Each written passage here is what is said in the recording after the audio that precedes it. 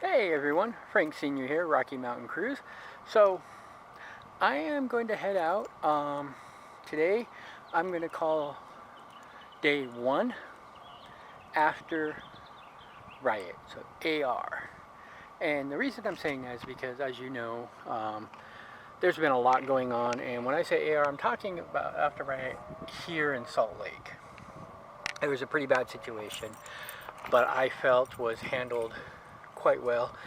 I'm not really going to get into a whole politics of it or really shame anybody for it, because the rioters did what they felt was right, the police did what they had to do, and the situation was handled. Now, we are under curfew until Monday at 6 a.m. I'm heading out though because we had promised a young man that we would take his senior photos. He's a senior in high school, and because of this pandemic, he has not had an opportunity to have a graduation. All right, everyone. Therefore, so here we are going at East High School. Take his photos so that he has senior photos to at least celebrate this major accomplishment in his life. So, we're going to go take care of that, and I will talk to you guys soon. We're here. This is a very beautiful high school. Too, right? As you can see, he's getting ready. This goes over the shoulders, right? Yes. What did you get? So we'll be taking some photos of him, and we will talk to you guys soon, alright? Alright everyone, so it was a really successful photo shoot. We had a really good time. Now, we're a little further in the day, so now I have Frank Jr. here with me. And as I said earlier, we're calling this Day 1 AR, or Day 1 After Riot. Now, mind you, there's been a lot going on in the country. It's actually Day 4 for a lot of the cities, but here in Salt Lake, it's Day 1, as I explained before. There's a lot of reason for what's going on, and going through a lot of Facebook feed and talking to some of my friends and things like that, I really see why a lot of people are doing this. Even if I don't agree with the act that some people are committing, it's the idea of the protest that people are really upset over what has happened. And now, mind you, with George Floyd, what happened to him, that was a straw that broke the camel's back. Now, in every state, in every country, there's always going to be bad apples with law enforcement. And the sad part is, people see the bad things. They don't see all the good things that go on. You know, example for me, an instance when I came across an issue with, what I felt was a bad seat as an officer. I just moved here to Utah, and I was working.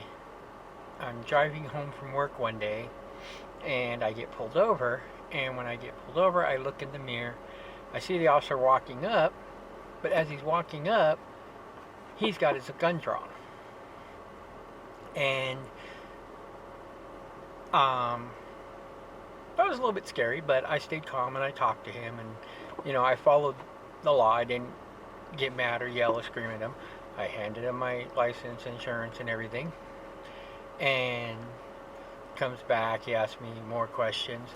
I answer him, and he explains to me that apparently someone fitting my vehicle's description had been considered armed and dangerous, which is why he pulled his gun out, which I tend not to believe, but I didn't have really any evidence to, dispute that. So it was a little bit scary, especially the way he reacted to me in the beginning, but, staying calm and not giving him a reason to fear me made it much easier on me. So, now, the reason I have Frank Jr. here is with yesterday being the riots, has also been his first exposure to things that are going on. And the thing about it is that this is our future, our children. What we do is going to shape the world for them. And whatever messes we make, this is who has to clean it up.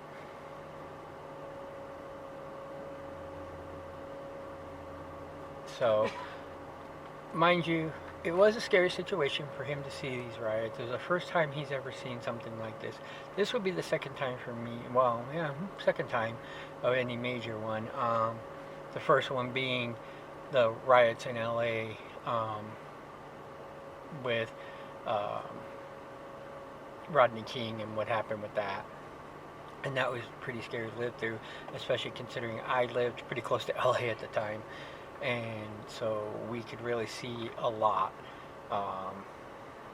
And then here, seeing it, what I saw now, there's a lot of points of view on that, and I really don't want to get into it or make it an argument of any type, but I wanted to see if Frank had any questions, and I thought here we could be together when we answer them. You know. Can I turn to talk now? Yes. Well, this is actually my first real riot that I've experienced. I've seen riots going on in movies and other things, but I really haven't seen a Salt Lake City riot at all. And what I did was I went down to Taven's and I went down to here, went down to my house, and I just constantly kept going back and forth just to see, like, they were on Channel 2, CNN, I think. Here it was on KSL. We were watching it on the KSL news, but I know it was on all the different, Fox News was there and stuff, so yeah, there was lots of different ones. Now, and when you talk about being the first one you've seen here in Salt Lake, it's true. That was actually the first one that Salt Lake has had, as far as I know. I've seen a lot of peaceful protests go on, especially when I worked security for the downtown library and the downtown city and county building, which is where the mayor is and everything. And I'd seen a lot of protests that went on there, but I had not seen one break out into a riot the way that this did. People just, they really went crazy. That was the first time Salt Lake has experienced something that intense. People were graffitiing the Capitol. There was a lot of damage done there. As far as graffiti went, people were throwing bottles, rocks, whatever they could find at the police in downtown, and it got really, really bad, and I could see where it got scary. But again, here in Salt Lake, it definitely was not as bad as it is in other areas. Minnesota, Chicago, Philadelphia are ones I know where it's actually gotten even worse because they were actually having buildings burned down, you know. But bad is bad. I mean, when you see it anywhere, and it's, you know, here we had a police car overturned and burned up, and then someone else's car got overturned and burned up, you know. And I'm not a news reporter, so I'm obviously not going to, you know, report on it, but I'm just giving you my personal feelings on it, you know, and trying to see how Frank felt and what his feelings were, you know. I can tell he was definitely bothered by it, but again, I could say that it's really his emotions that he could tell you more about. It was like, the way I was scared was because I knew it was in downtown, and I was really scared that it was going to escalate down to my neighborhood, or like down all through Salt Lake County, because I thought it was going to get that bad. Yeah, it got pretty bad. It got pretty scary. As you can tell, though, it was handled fairly well. Police stood there and they took the verbal assault. They didn't, and the physical, because, you know, they had stuff being thrown at them, but they didn't react and they didn't attack people. They just kept pushing and they held the line to protect the buildings that were there, the structures, to protect other people that were there, and they were really good about that.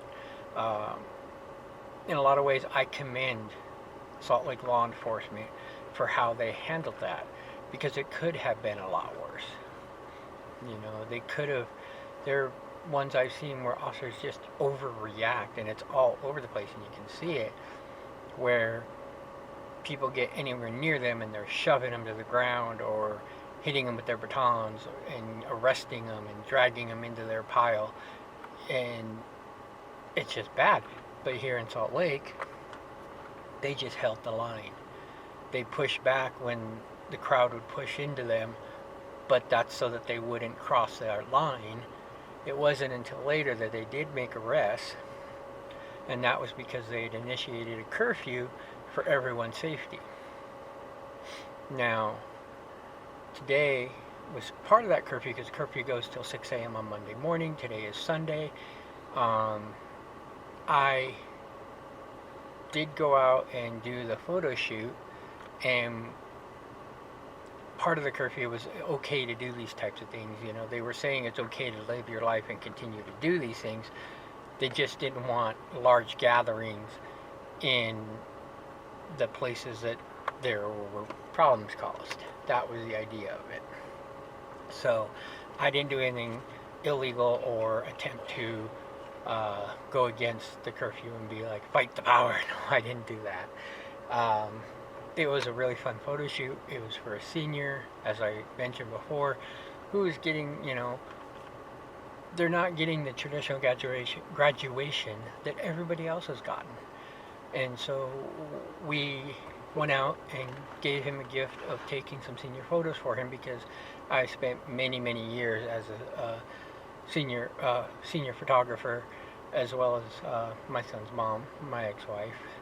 We were photographers for many years together, and we went out as a gift and gave this young man a photo session that would have cost him a lot of money normally, but we did it for free because he's our niece's husband, brother, so her brother-in-law, and he was a lot of fun, great guy. But back to what went on, you know, I don't know whether you realize it or not, but you are living history. You know, this is something that's been major this year with everything that's gone on between the pandemic and now this issue here. And I agree with our Salt Lake sheriff. She said it's time to sit down with both sides and work this out. There needs to be reform. There needs to be proper training, you know, for police officers. You know, there's been many, many things that happened. Just that last incident was the straw that broke the camel's back. And when I saw the video of that, and many have by now, and I'm sure you have, and so I don't want to go too much into it, you know, unless you live under a rock, you know exactly what's going on. Now, my personal opinion is yes, there needs to be training, because what I saw in that police officer's eyes was pure hatred and anger, and he wanted to cause harm. And I don't know if it was that he meant that he wanted to kill him, but he definitely wanted to hurt him. Why? I don't know. I wasn't there. I can't speak for that. I can't speak for any of it. All I can tell you is what I saw. There was no need, though, to have your knee in somebody's throat like that, in their back of their neck. You know, there are many ways to hold someone. If someone is fighting and you can't get them in the car, as he claims, you don't need to have your knee on their neck. You could hold them down with your knee to the back or to the shoulder. You're even just leaning on them. You don't even need your knees on them. They're handcuffed. They have no power, no strength to be able to get up. I don't know if you've ever tried this, but put your hands behind your back and try to stand up with somebody sitting on your legs or holding your legs down without sitting on them, just holding them. You can't get up.